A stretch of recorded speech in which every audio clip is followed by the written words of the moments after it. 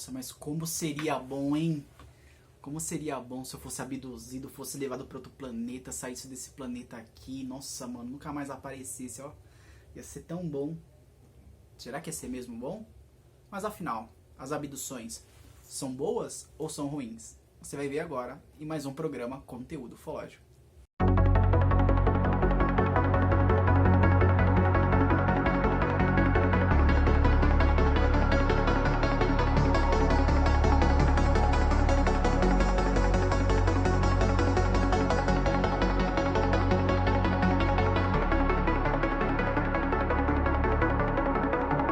Fala pessoal, tudo bem? Muito beleza? Rafael na área para mais um programa Conteúdo Ufológico.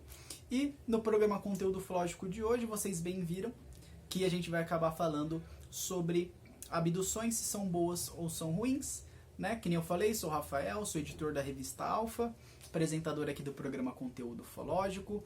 Se você chegou agora, você já sabe, deixa aquele like, já se inscreva no canal e compartilhe esse vídeo, porque vocês fazendo essa ação, isso quer dizer que vocês gostam desse tipo de conteúdo, então o próprio YouTube vai te recomendar mais os outros programas do conteúdo ufológico, assim como os outros conteúdos relevantes aqui da Cron TV e de canais semelhantes também, tá bom? Então, já chega aí fortalecendo, dando esse like, nos ajudando, que isso acaba nos ajudando demais mesmo. E no programa de hoje temos grandes novidades, temos mais 2 quadros novos. Eu já tinha lançado 2 quadros novos nos programas anteriores. Um era o Pergunte o que Quiser, que vamos ter hoje.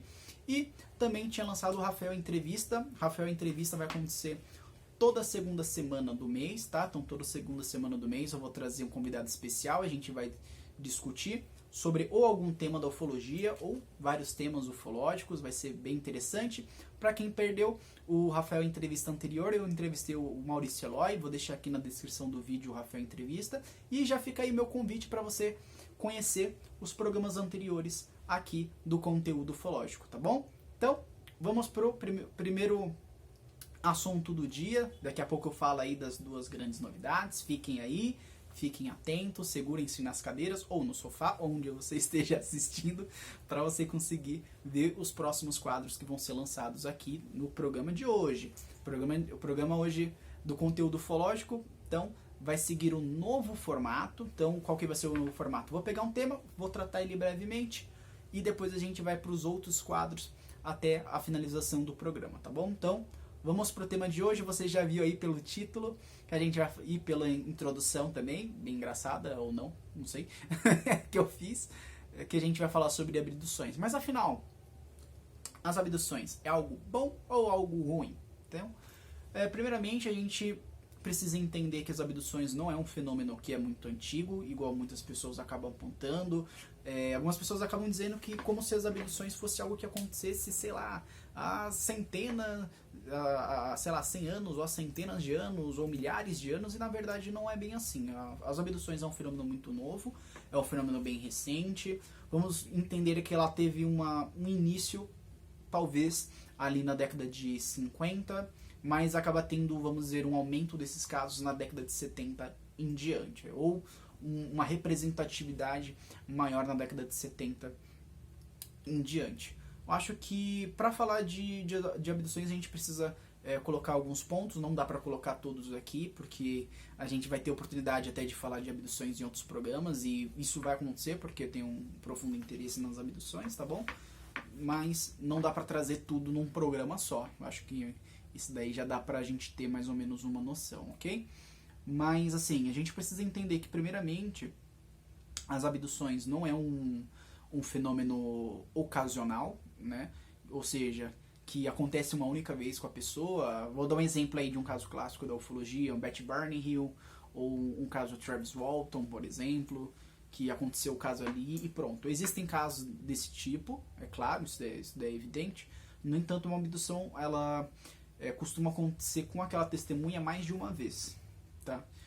Na maioria das vezes, fazendo parte da vida dela desde a infância até a fase final de vida, até o falecimento dessa pessoa, ela acaba passando por alguns casos de abduções, né? Alguns processos de abdução. Mas aí o fenômeno é recente, a pessoa não costuma ser abduzida uma única vez. Uma outra coisa que é interessante das abduções é que as abduções, ela não é um... Ela tem uma particularidade, ela acaba acontecendo dentro de um âmbito que é familiar. As abduções, ao que tudo indica, é um fenômeno que é hereditário, em sua maioria das vezes. O que eu estou querendo dizer?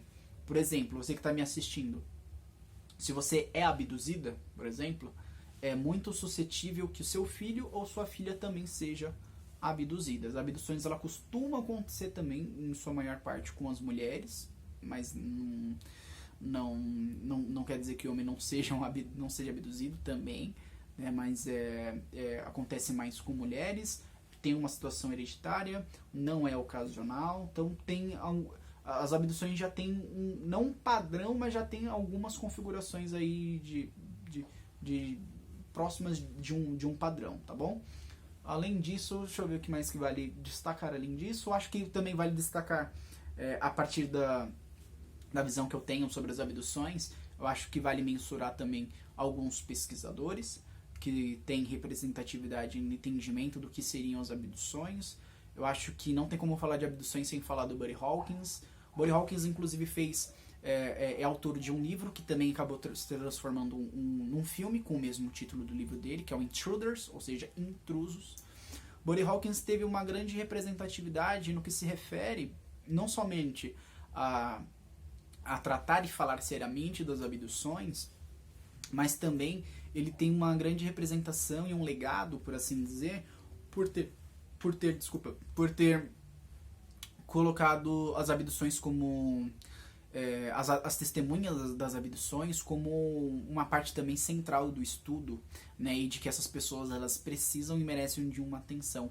Tanto que ele é criador de um grupo de apoio de abduzidos, ou seja, pessoas que eram abduzidas, elas se reuniam ali num encontro e elas relatavam suas experiências e eles conversavam e discutiam entre si ali sobre os casos, o que poderia representar. Era um grupo de autoajuda. Isso é bem interessante, que o Buddy Hawkins colocou como uma proposta e como um dos legados, e ele entendia que as abduções não era algo bom e que a gente precisava ter uma grande atenção de quais seriam as intenções por detrás desses seres, tá? Um outro pesquisador que tem uma grande contribuição é o John Mack. O John Mack, ele traz aí como um legado, por ele ter sido uma pessoa de uma grande universidade, no caso de Harvard, um grande professor na Universidade de Harvard, e ele se interessava pelas abduções, tanto que isso acaba chocando muito a comunidade científica, e a comunidade científica, cai matando em cima dele, por assim dizer, né? Porque como que pode um professor de Harvard querer pesquisar abduções alienígenas? Isso é um absurdo, né, na mente deles, né? Mas aí o Buddy Hawkins deixa como legado justamente essa coragem de se expor e de pesquisar esses casos. Ele acaba não conseguindo ter uma contribuição ainda maior quanto ao pensamento das abduções, pelo infeliz falecimento dele, né? Pela fatalidade do falecimento dele, ele acabou não conseguindo ir muito além, mas algo que ele traz aí como uma ideia que, de certa forma, é até bem discutível, principalmente por parte de outros pesquisadores das abduções, é que ele entende que as abduções também têm como propósito uma expansão da consciência. Ele estava começando aí um pouco nesse caminho, mas ele também tinha outros entendimentos, mas com o falecimento dele, acho que a gente perdeu um pouco do que ele poderia chegar e contribuir e entender sobre isso, né? Um outro pesquisador que vale citar bastante aqui é o próprio Mário Rangel. Mário Rangel, que inclusive eu tive a grande oportunidade de entrevistar ele, né? Infelizmente não foi uma entrevista em vídeo, porque por uma questão particular ele infelizmente não consegue fazer uma entrevista gravada, né? Ou até antes da pandemia, porque foi antes da pandemia que eu fiz essa entrevista com ele. Ele também não poderia fazer gravado ou receber algum tipo de visita, né? Por uma questão de saúde mesmo. Mas eu tive a grande honra de entrevistá-lo, tem entrevista escrita, vou deixar na descrição do vídeo a entrevista que eu fiz com o Mário Rangel. Uma grande contribuição que ele teve é justamente, ele tinha uma defesa muito grande aí sobre a hipnose, né? De que a hipnose conseguiria ser um grande aliado para a gente conseguir entender o que ocorre dentro da nave, por assim dizer, Mas o Mário Rangel acho que é um dos grandes pesquisadores de abduções que nós temos no Brasil. Então vale muito citar ele, né? E um grande abraço aí pro Mário Rangel, para familiares do Mário Rangel. Um outro nome que vale citar e muito é do próprio David Jacobs. O David Jacobs, né, ele é um historiador de história americana da Universidade de Temple e é um grande interessado pelas abduções há muitos anos. Ele inclusive é autor de alguns livros do tema, citando eles Vida Secreta, Ameaça, Infiltrados e outros. E ao longo dos anos ele tem conseguido justamente identificar uma evolução desse fenômeno. Ele, assim como outros pesquisadores, entendem que ao longo dos anos, nos processos das abduções, que ele chama de experiências primárias, secundárias e ancilares, isso acontece em mudanças do que esses alienígenas estão querendo, assim como da própria, como ele fala, da própria agenda alienígena que está em andamento, tá? O David Jacobs, ele chama uma grande atenção também, conforme o segundo livro que eu falei, A Ameaça. Ele entende que esses seres podem, assim como as abduções, podem representar uma ameaça para a nossa sociedade, porque ao que ele percebe e ao que indica as abduções, esses seres estariam interessados em fazer uma criação de algum processo de hibridização, criando uma nova raça que seja alienígena e humana. A finalidade ainda não se sabe, mas ele entende de que possa ser uma razão de aculturação ou de povoamento, não sei qual que seria a nomenclatura mais ideal, mas ele entende que eles já podem estar entre nós, de alguma forma também nos estudando, nos conhecendo, para fazerem parte também dessa sociedade. Não sei se ele pode estar certo quanto a isso, mas de qualquer forma, uma coisa que o David Jacobs traz é que ele traz muita seriedade no que ele pesquisa. É uma pesquisa de muitos anos, então a gente precisa também ter uma atenção e considerar essa pesquisa do próprio David Jacobs, que é um trabalho muito sério, assim como dos demais, mas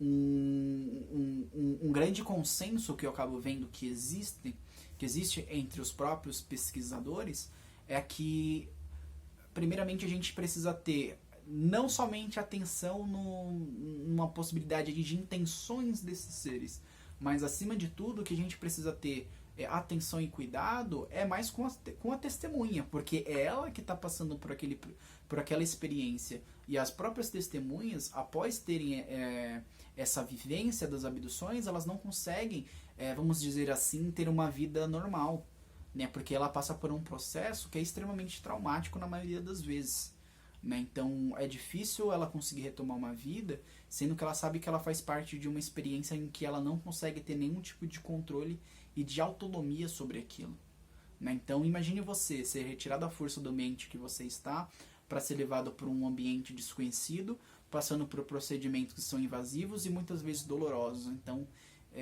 isso não é bom. Isso não é bom.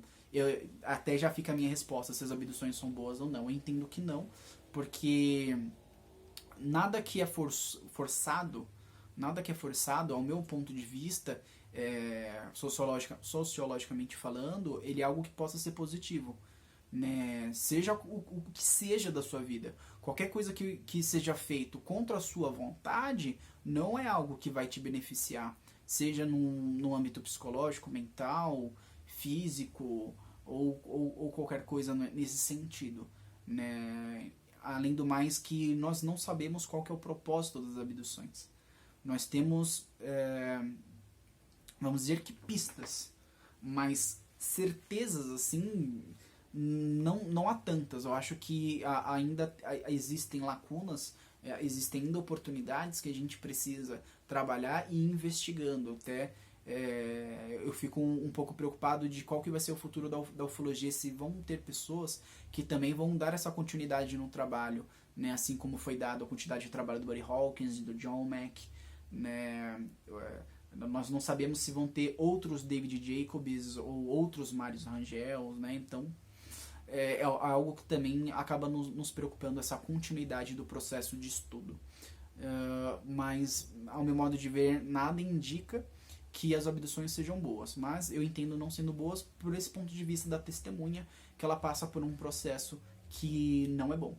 É um processo que ela não gostaria de passar, né? Se você conversar com qualquer pessoa que passou por algum tipo de processo de abdução, de fato, você vai dizer que se ela pudesse escolher não ter e ter essa experiência, ela escolheria não ter. Outra coisa que vale citar, que eu estou falando de casos de abdução, porque podem vir pessoas querendo falar sobre situações de contatismo, né, ou de contatados, pessoas que dizem entrar em contatos com extraterrestres quando querem, ou que recebem mensagens, ou que têm ou tiveram contatos que são amigáveis com esses seres. Assim, há alguns casos de situações de contatos que são, entre aspas, amistosos, mas são casos que são extremamente raros dentro da ufologia. Né? Os maiores casos mesmo de contato são dentro desse padrão de abduções. E as abduções, dá para se entender de que por mais que tenha participação de outros seres, de outras espécies, elas são mais conduzidas por uma única, são chamados Greys. E que, repito, ao que tudo indica, não seja algo que seja bom ou algo que seja benéfico, né, para nossa espécie. Aparentemente está querendo beneficiar somente uma, que não é a nossa, é a deles, tá? Mas a gente precisa ter uma grande atenção e saber separar essa questão de abduções e de contatismo, até mesmo porque a maioria desses casos de contatismo, de contatados, são casos que são muito questionáveis para não dizer que a maioria deles são casos que na verdade não tem credibilidade alguma, não tem nenhuma evidência, não tem, na verdade eles têm mais uma proximidade com um fenômeno mais messiânico ou ufólatra. Para quem quiser entender um pouco mais isso que eu estou dizendo, vale muito assistir um vídeo que eu fiz, acho que foi o segundo, se eu não estiver enganado, que é sobre a ufolatria na ufologia, as falsas informações na internet. Vou deixar a descrição desse vídeo aqui também para você conseguir assistir e entender. Mas é saber separar, mas no geral não entendo que as abduções seja algo bom, tá bom? Dá para falar mais ainda sobre abduções, eu estou tentando ser objetivo na resposta, mas eu vou trazer outros pontos das abduções aqui, trazer convidados também que estudam e são especialistas nisso aqui durante o decorrer do programa. Fica uma dica, na revista Alpha, eu vou lançar uma revista que é em inglês, uma edição que é em inglês, mas ela também será lançada em português. Em ambas, teve uma entrevista com a Mônica Borini, que também pesquisa esses casos de abduções. Ela é psicóloga, ela tem um grande interesse também pela área da exopsicologia e pesquisa as abduções. Inclusive a gente falou sobre algumas coisas nesse sentido na nossa entrevista. Então, se você quiser entender, conhecer aí um pouco do trabalho também da Mônica Borini, que também vale destaque, que eu acabei esquecendo de citar ela aqui quando eu estava falando dos pesquisadores, vale a pena ler minha entrevista com ela. Vou deixar na descrição aqui do vídeo para você conhecer, tá bom?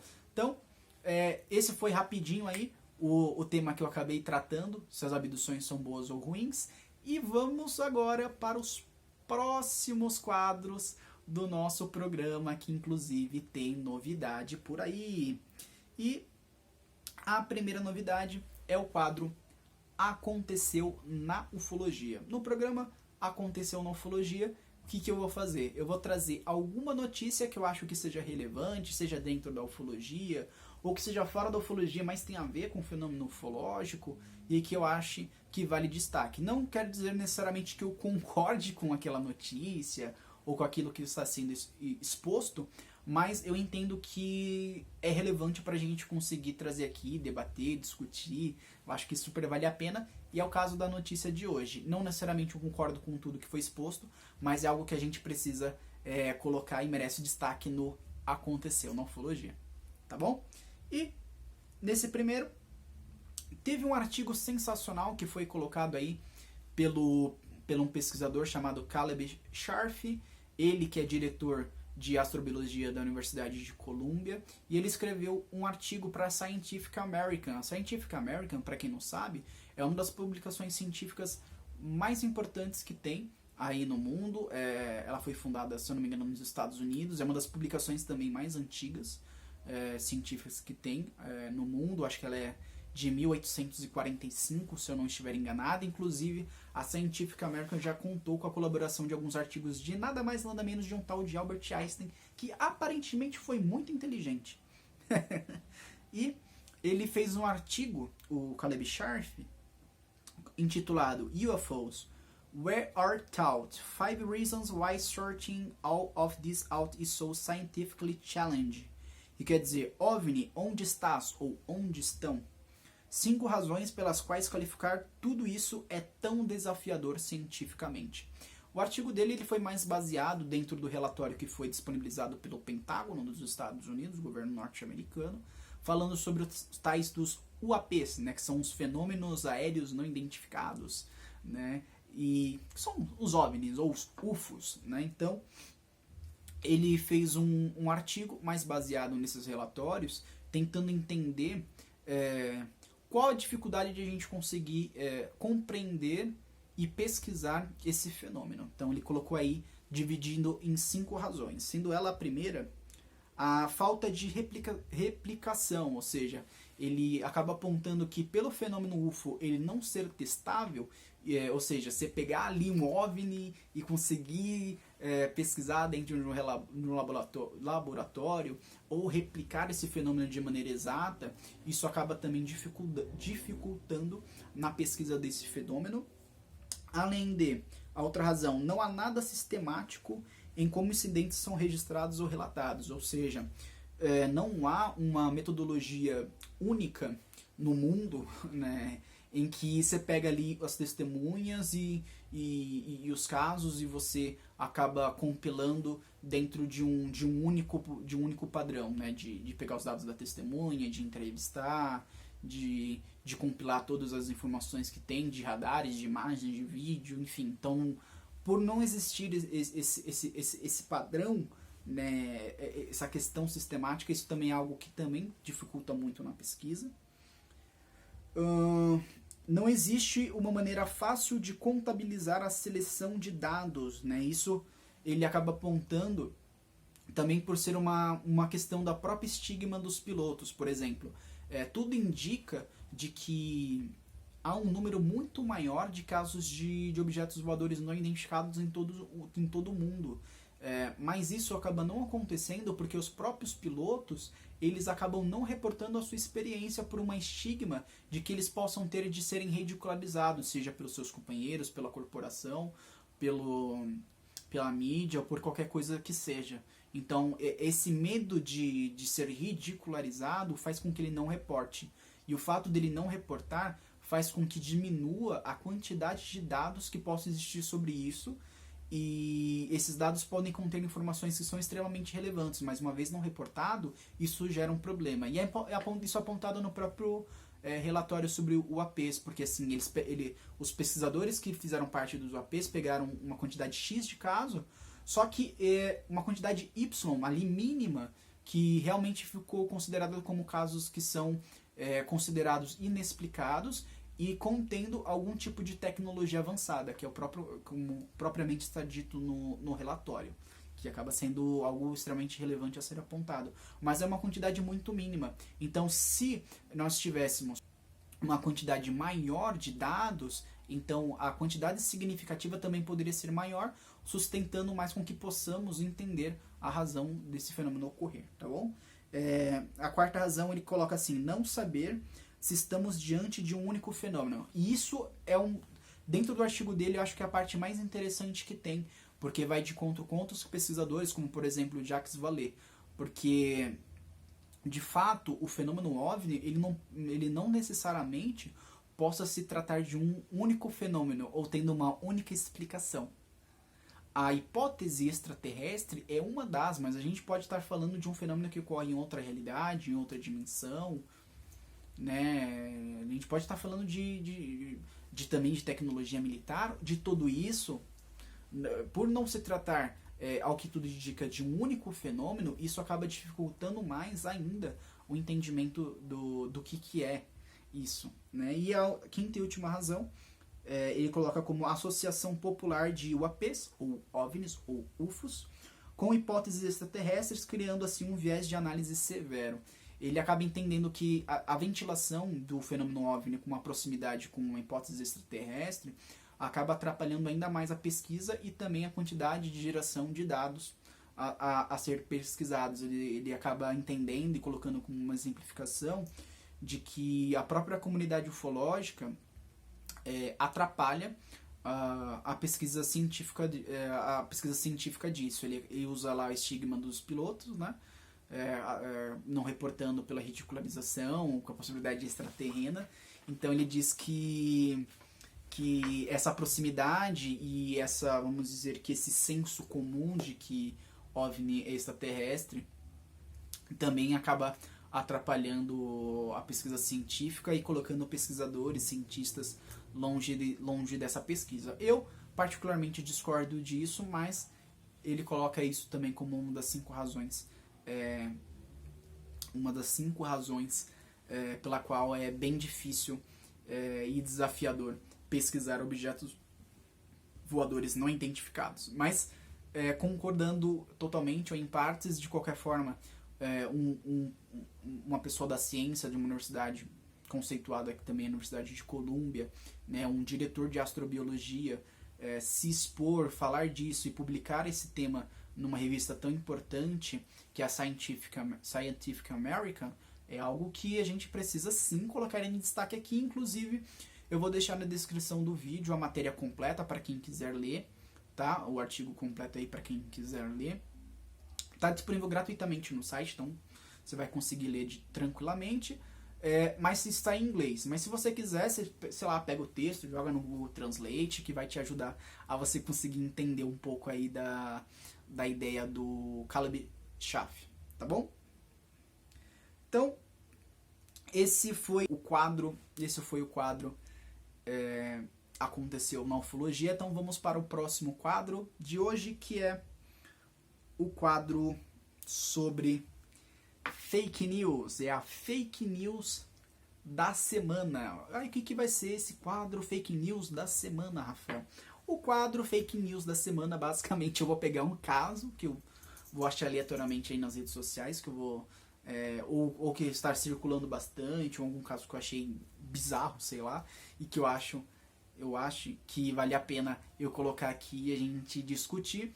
Na maioria desses casos sobre fake news, eu vou mostrar fake news, ao mesmo tempo eu vou mostrar por que essa informação é fake, mas vai ter alguns casos, que é o caso desse daqui, que na verdade não vai precisar nem que eu dê alguma explicação do que é fake news, porque assim, é tão nítido que é fake, que não faz nem sentido eu fazer uma análise mais aprofundada. É o caso de hoje, viu?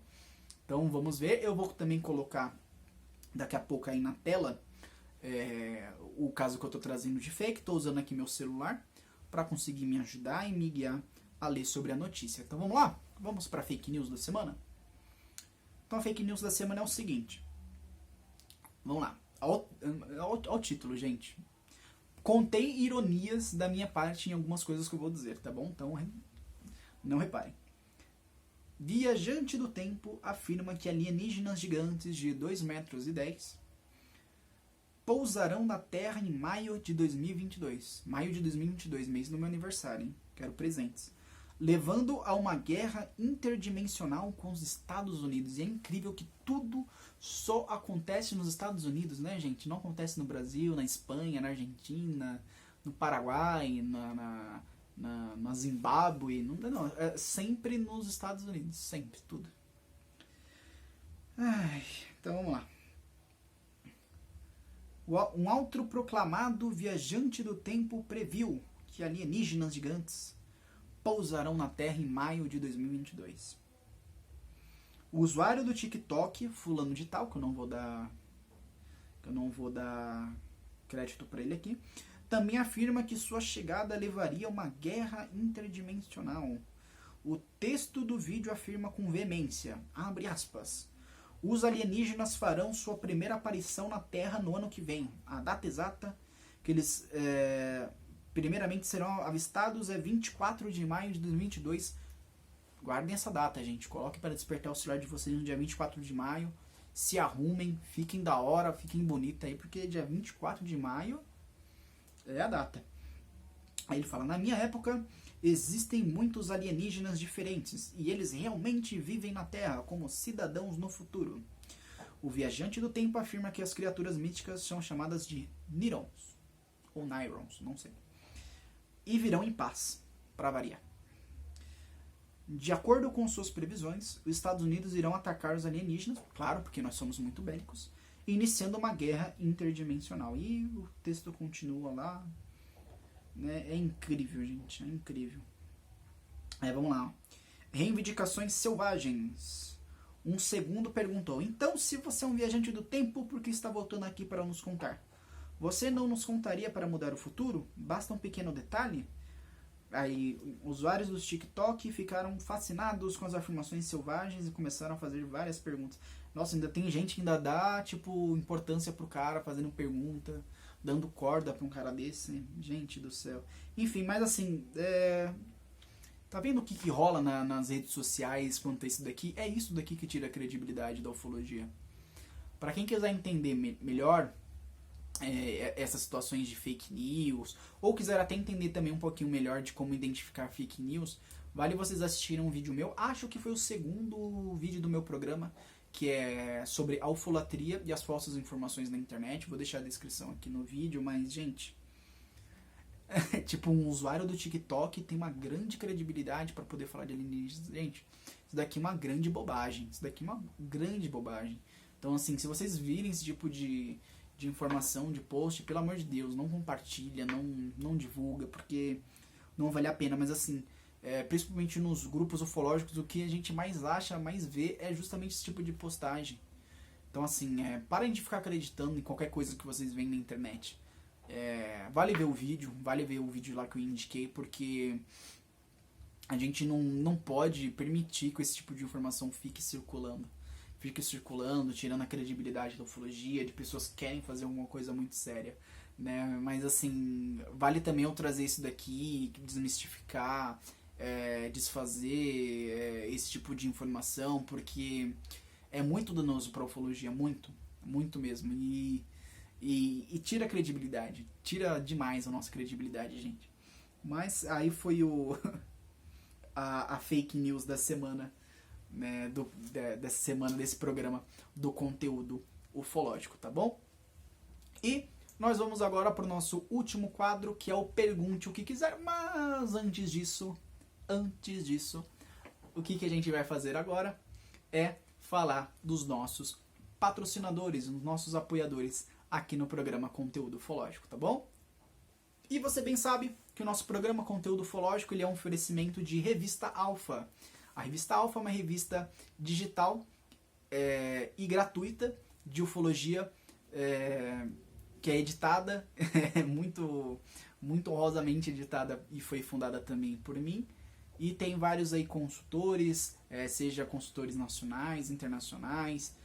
Tem o Maurício Eloy também, que está como conselheiro editorial da revista.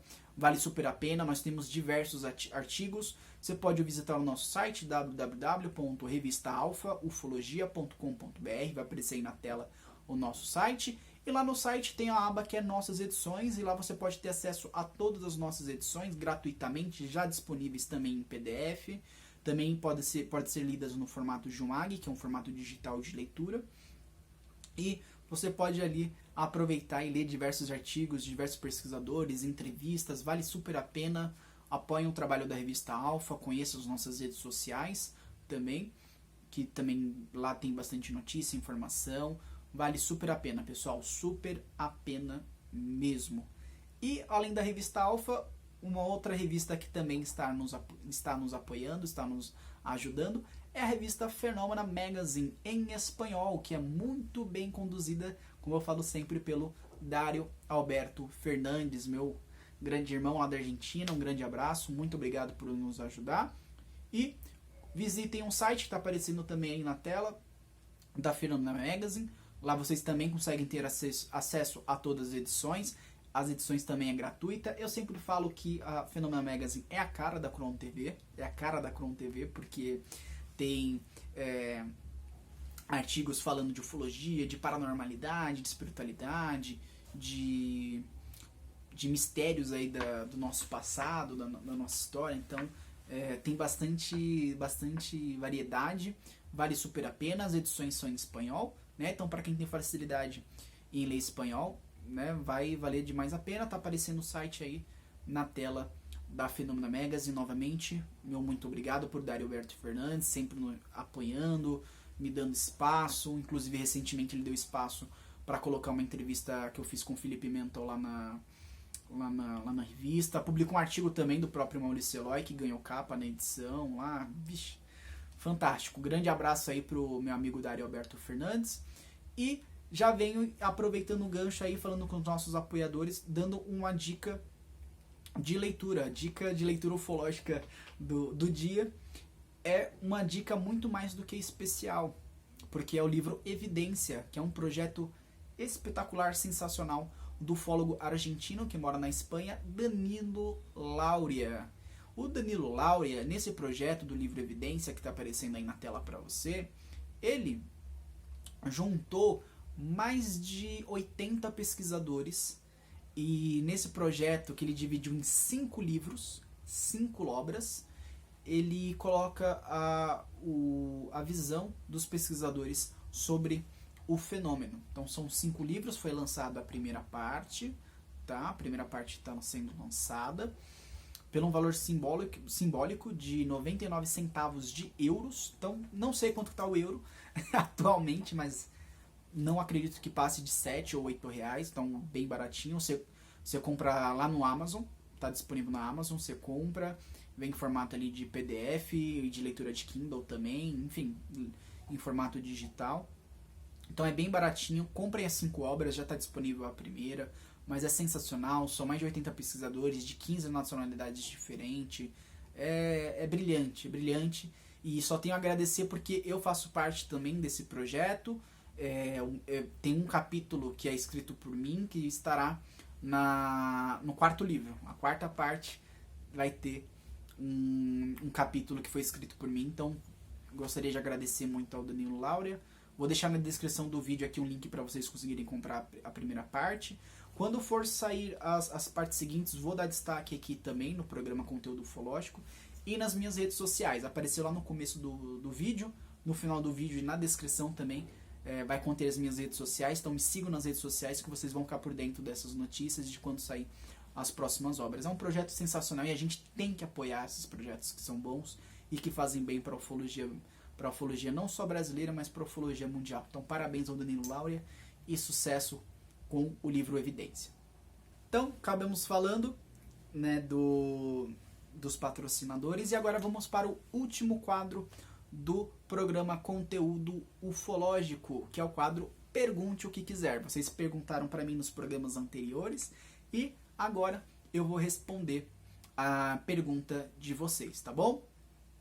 A primeira pergunta é da Mônica Santos de Novaes, que ela pergunta o seguinte: por que você acha que os ETs têm tanto interesse no nosso sangue? Aliás, acredito eu que é o que mais eles se interessam. Na verdade, eu não entendo que esses seres tenham interesse no nosso sangue, tá? Eu acho que o interesse deles é muito mais complexo, muito maior do que isso. Acredito que o interesse deles está mais atrelado a uma questão sociológica. Eu acho que é um interesse maior em nós, enquanto sociedade, enquanto humanidade, tá? E não necessariamente no nosso sangue. Eu acho que o único caso que possa apontar algum tipo de interesse específico nisso, talvez seja o caso da Operação Prato. Inclusive, a própria mídia na época chamava esse fenômeno de chupa-chupa ou de luz vampira, porque quando as luzes atacavam essas pessoas, eles sentiam que como se estivesse sendo sugado o sangue dessas pessoas, e ficava uma perfuração nelas, né, entendendo-se que poderia ser uma retirada de amostra sanguínea. Acho que a única situação assim específica quanto a isso seja a Operação Prato. Se tiver outra eu não conheço. As abduções também que eu acabei falando um pouco antes, também tem um processo de retirada de amostra de algumas coisas, sanguínea também, mas não necessariamente que esse seja um interesse específico de alguma raça que esteja nos visitando. Não vejo dessa forma. A próxima pergunta da Verônica Nóbrega, que ela pergunta: como se tornar um ufólogo? Não há nenhum curso, nenhuma informação em ufólogo, longe disso, né? Mas assim, uma forma bem rápida e objetiva de falar. Para se tornar ufólogo, você vai contribuir com a ufologia de alguma forma, e a comunidade ufológica, vamos dizer, que te aceita e te coloca em algum tipo de evidência ou de destaque, conhecendo ou colocando como um ufólogo ou uma ufóloga, tá? Mas não tem nenhuma formação específica para isso. Eu até aproveito e dou uma dica, assim, se você quer ser um ufólogo, não somente entenda ou leia coisas que estejam atreladas à ufologia, ou seja, um conhecimento de literatura ufológica, por assim dizer. Não. Se você já é de alguma área, se você é biólogo, se você é historiador, sociólogo, tenta trazer a sua visão, trazer um pouco para a sua área, isso daí já ajuda muito, tá? Mas assim, não se prendam somente à ufologia, porque o que dá base e alicerce para a gente entender o que é esse fenômeno é quando a gente estuda outras áreas. Quando a gente estuda a sociologia, a filosofia, a história, a biologia, a psicologia, a psicanálise, a psiquiatria, a neurociência, qualquer coisa, né, qualquer outra área que acaba nos ajudando e nos dando base para a gente conseguir entender o fenômeno humano e também o fenômeno UFO. Então, não se prenda à ufologia, se você quer ser um ufólogo. Então, também, sei lá, tente ver algo da ufologia, alguma lacuna, alguma coisa que você acha especificamente que falta para a ufologia, que você acha que possa trazer alguma originalidade, alguma luz para a ufologia, e você focar naquele caminho. Eu acho que isso é muito melhor do que simplesmente saber caso A, caso B, porque assim, o que mais tem hoje na ufologia são pessoas que são replicadores de casos, de informação, e não é isso. A ufologia precisa de originalidade, precisa de ser levada realmente mais a sério, de ter uma base, uma profundidade melhor. Eu acho que a gente acaba ficando muito num terreno muito raso, com um fenômeno que ele não é nada raso, ele é muito, muito denso mesmo. Espero ter respondido a sua pergunta. A próxima pergunta da Ariusa Cardoso, que ela pergunta o seguinte: alguém que sonha com ataques e OVNIs alienígenas desde criança pode ter sido abduzido? E também vê-los em projeção astral confirma a sua abdução? Primeiramente, a projeção astral, eu acho que ela entra mais numa questão de quem acredita e quem realiza esse tipo de prática, mas assim, a projeção astral não tem nenhum tipo de comprovação de que realmente seja real, que aconteça. Não estou dizendo que não exista ou que eu desacredite, tá? Estou fazendo aqui uma análise fria das coisas. É isso que eu tenho que fazer, não é somente a minha opinião aqui, tá? Então, assim, a projeção astral ela tem mais uma base para quem crê ou quem faz isso, e sobre a questão de ver ataques ou alienígenas em sonho. O sonho, ele não é uma representação da realidade de fato. O sonho ele é algo que é realmente complexo, que é muito importante, né, pelo ponto de vista mental, mas não representa que aquilo que nós sonhamos seja de fato real, ou que tenha acontecido, né, ou que vai ocorrer. Há casos que, mas aí já é um outro assunto, há casos que sim, mas não necessariamente. O fato de eu sonhar que estou tendo um contato com extraterrestres ou que eu vi um OVNI não quer dizer que eu seja abduzido. E é interessante você perguntar isso porque, inclusive, ou hoje ou foi ontem, eu meio que sonhei com isso. Isso quer dizer que eu seja abduzido? Não, de forma alguma. Isso não quer dizer que eu seja abduzido. Quer dizer que, por fazer parte de algo que seja do meu interesse ou não, ou da minha, entre aspas, realidade, isso acaba sendo transferido por uma parte dos sonhos dentro do meu subconsciente, mas isso não quer dizer que isso seja real. Mas se você tem esse tipo de sonho que seja recorrente, talvez possa apontar que você tenha tido algum tipo de experiência.